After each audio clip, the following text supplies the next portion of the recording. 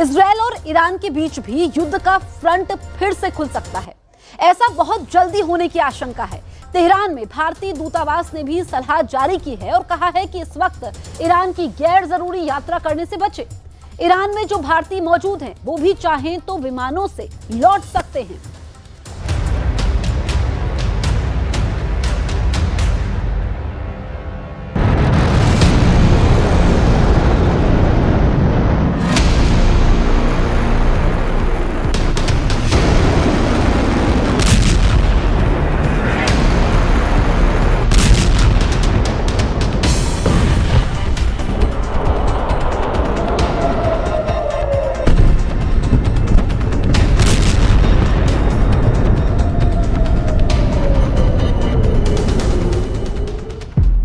Iran की missile फिर तैयार है।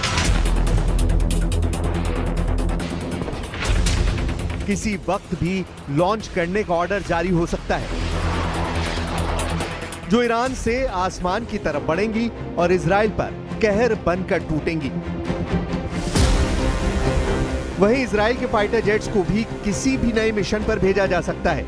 इजराइल के हवाई अड्डों पर लड़ाकू पायलट बैटल रेडी किए जा चुके हैं।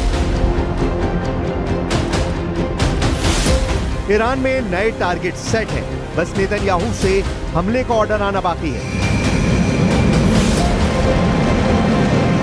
क्या युद्ध को लेकर अगले 24 घंटे में कुछ बड़ा होने वाला है? क्या 48 घंटे में नेतन्याहू कोई बड़ा फैसला करेंगे और 72 घंटे में ऑपरेशन तेहरान लॉन्च कर देंगे? ईरान और इजराइल के बीच अगले 100 घंटे बहुत अहम होने वाले हैं। ईरान पर हमला हुआ तो फिर दहलेगा तेल अवीव और हाइफा, या फिर ईरान पहले कर देगा इजराइल पर हमला। बारूद के ढेर पर बैठा पश्चिम एशिया युद्ध के दूसरे राउंड को लेकर डरा हुआ है, क्योंकि 1 महीने पहले ही दुनिया ने खुद को तीसरे विश्व युद्ध के करीब देखा है और ये खौफ अभी फिर उबाल ले रहा है। ये दोनों तस्वीरें इस वक्त दुनिया में युद्ध का नया सायरन फिर से बजा रही हैं, क्योंकि तेहरान में भारतीय दूतावास ने एक बहुत जरूरी सलाह जारी कर दी है। यह सलाह एक बड़ी वार्निंग बनकर आई है। भारतीय दूतावास ने ट्वीट करके लिखा है कि पिछले कई हफ्तों में सुरक्षा संबंधी हालात को देखते हुए भारतीय नागरिकों को सलाह दी जाती है कि वो ईरान की गैर जरूरी यात्रा करने से पहले मौजूदा स्थिति जरूर देखें, हर घटनाक्रम पर नजर रखें और भारतीय अधिकारियों की सलाह को मानें। अब इस ट्वीट के क्या मायने हैं? इसके मायने हैं कि ईरान जाने से बचिए, ईरान में हो तो लौट जाइए, क्योंकि ट्वीट में आगे लिखा है कि जो भारतीय नागरिक पहले से ही ईरान में हैं और वहां से जाना चाहते हैं तो मौजूदा विमान सेवाओं का इस्तेमाल कर सकते हैं।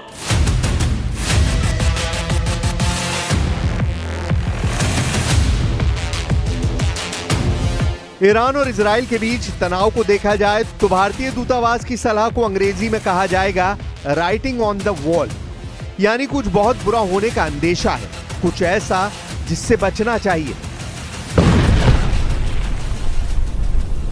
हम नीरू दاریم ما هم در میدان دیپلماسی هم در میدان نظامی انشاءالله به توفیق الهی هر وقت وارد بشیم با دست پر وارد خواهیم شد به توفیق الهی।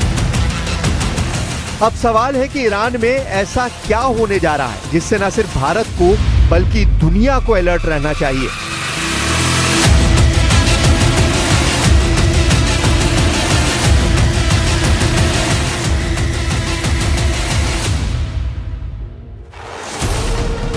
पिछले 1 महीने के दौरान पूरी दुनिया ने अमेरिका के B-2 बॉम्बर का सबसे खतरनाक मिशन देखा है, दुनिया का सबसे खतरनाक बम गिरते देखा है, ईरान के परमाणु कार्यक्रम को मिटते हुए देखा है। इससे पहले ईरान में फौजी कमांडरों का जनाजा देखा है, ईरान की मिलिट्री लीडरशिप को एक ही दिन में खत्म होते देखा है। लेकिन इस हमले के बाद ईरान का गुस्सा भी देखा है। खामनेई का गुस्सा मिसाइल बनकर इजराइल पर टूटा, इसलिए दुनिया ने इजराइल के शहरों पर ईरान की मिसाइलों को गिरते हुए देखा।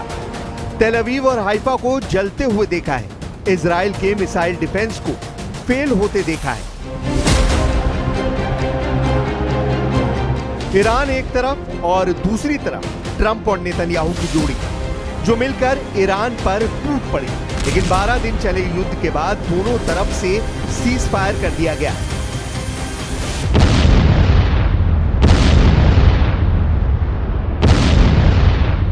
Always talk about peace through strength.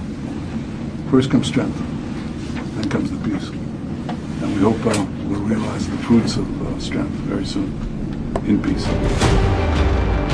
अभी ईरान में मूड क्या है और भारतीय दूतावास ने ईरान के रुख को लेकर क्या समझा है, इसे और बेहतर तरीके से ईरान के रक्षा मंत्री के जरिए समझा जा सकता है।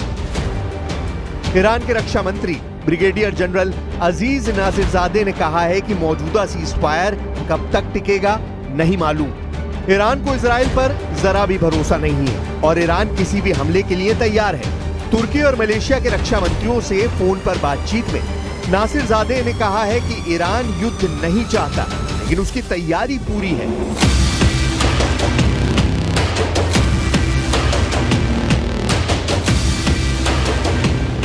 ईरान और इजराइल एक दूसरे को अपना सबसे बड़ा दुश्मन मानते हैं। दोनों ही एक दूसरे पर यकीन नहीं करते और 13 जून को हुए हमले के बाद ईरान के पास तो इसकी वजह भी है कि वो इजराइल की तरफ से किसी भी बात का भरोसा न करे।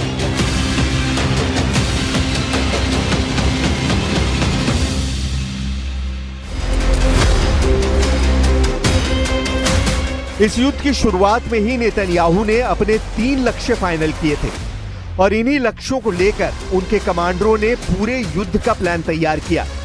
हर हमले, हर स्ट्राइक मिशन और इजराइल के हर बम पर नेतन्याहू के यही लक्ष्य निर्धारित किए गए थे।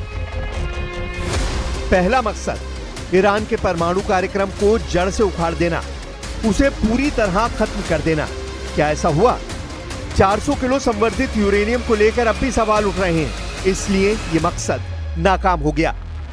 इजराइल का दूसरा मकसद ईरान के मिसाइल जखीरे को मिटा देना, लेकिन ईरान के कमांडर दावा कर रहे हैं कि उनके पास इतनी मिसाइल है कि ईरान 2 साल तक लगातार युद्ध लड़ सकता है, इसलिए यह मकसद भी फेल हो गया।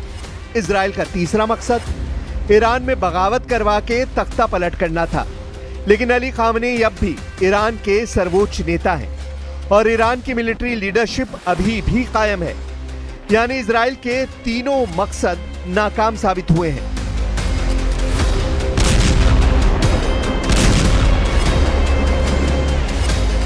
यही वजह है कि नेतन्याहू और उनका वॉर कैबिनेट कुछ बड़ा करना चाहता है। इसका दावा ईरान की तरफ से बार बार किया जा रहा है और यही दावा है जिसे लेकर ईरान पर इजराइल के हमले का खतरा मंडरा रहा है। लेकिन 12 दिन के युद्ध के दौरान इजराइल पर ईरान की जितनी मिसाइलें गिरी, ऐसे हर धमाके ने इजराइल के मिसाइल डिफेंस सिस्टम का पुर्जा ढीला कर दिया। तेल अवीव से लेकर हाइफा और अशदोद से लेकर बेन गुरियन हवाई अड्डे तक हर मिसाइल हमले ने नेतन्याहू को ईरान पर नया प्लान बनाने पर मजबूर कर दिया है। यही वजह है कि नेतन्याहू ने ईरान को घेरने के लिए अब नई योजना तैयार कर ली है।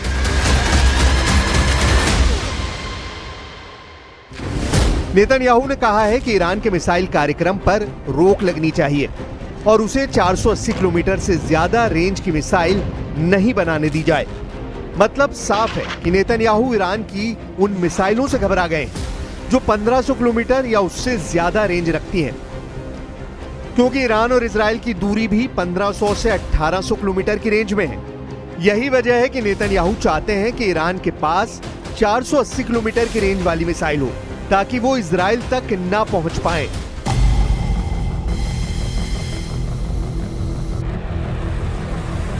तेरह जून 2025 को जब ईरान पर हमला हुआ था, तब उसकी खुफिया एजेंसियों से लेकर इजराइल को रोकने वाले हर प्लान की पोल खुल गई थी।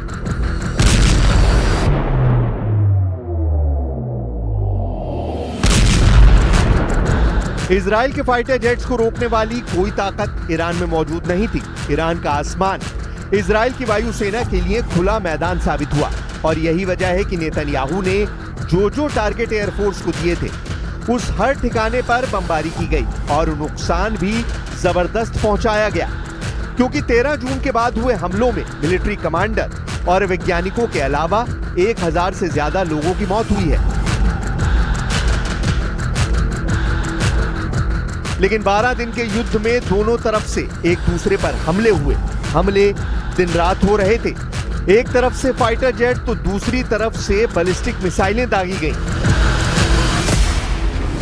एक तरफ नेतन्याहू ने कमान संभाली, जिसमें अमेरिका से भी पूरी मदद थी, तो दूसरी तरफ ईरान के सर्वोच्च नेता अली खामनेई ने मोर्चा संभाला और तमाम मिलिट्री लीडरशिप खत्म होने के बावजूद फौरन सेना की कमान नए कमांडरों के हाथ में दी। और फिर 12 दिनों तक ईरान ने बता दिया कि इजराइल की शुरुआती स्ट्राइक के बाद उसकी मिसाइल पावर बरकरार है।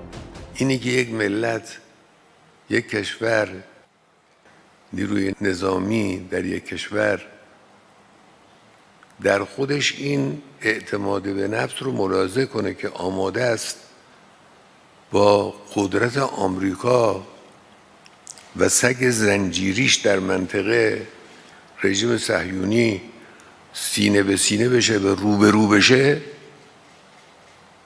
نفس این اراده، نفس این اعتماد به نفس، این یک ارزش بسیار بسیار مهم.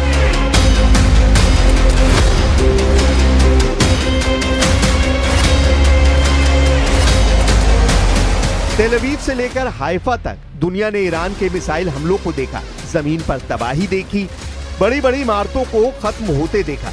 और ये तस्वीरें नेतन्याहू के कमांड सेंटर से लेकर व्हाइट हाउस में भी देखी गई। इसीलिए ट्रंप ने भी कहा कि ईरान और इजराइल दोनों को इस युद्ध में भारी नुकसान हुआ है और इजराइल ने भी बड़ी चोट खाई है। नेतन्याहू ने अब ईरान के लिए 480 किलोमीटर रेंज वाली मिसाइलों की शर्त रखी है।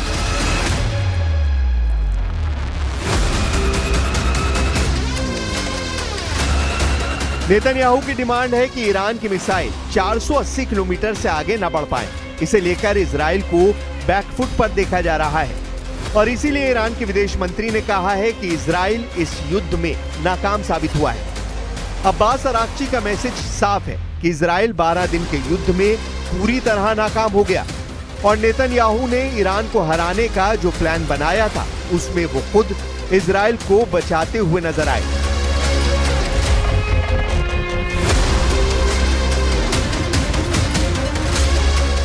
इसीलिए नेतन्याहू को लग रहा है कि ईरान को लेकर उनका मकसद पूरा नहीं हुआ है और ईरान को भी डर है कि इजराइल फिर किसी भी वक्त हमला कर सकता है, जिस तरह उसने 13 जून को करके तेहरान को दहला दिया था।